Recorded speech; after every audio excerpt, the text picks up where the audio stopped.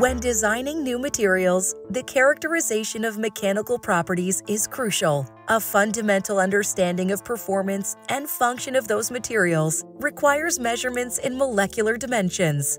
One class of methods that allows insight into bond strengths are pulling experiments on single molecules. In those experiments, chain-like molecules with a functional group at their end are anchored at the tip of a very fine needle.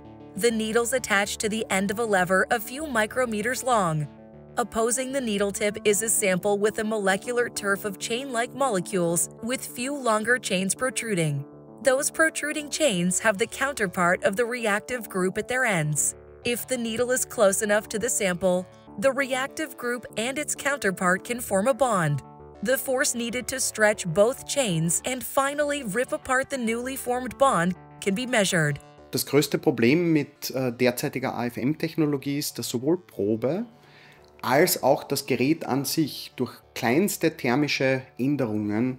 One big problem with this method is thermal drift that occurs due to small temperature changes in the setup and the sample.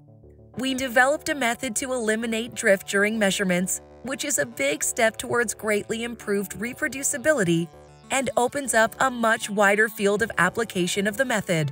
Wir haben eine Methode entwickelt, bei der wir mittels Fabry-Perot-Laserinterferometrie sowohl Positionen als auch Ausdehnungen gleichzeitig aus mehreren Richtungen bestimmen können. With our method, based on Fabry-Perot laser interferometry, we measure respective distances of needle and sample from multiple directions with high precision to analyze thermal drift and even mechanical deformations within the machine and directly correct for those in real time.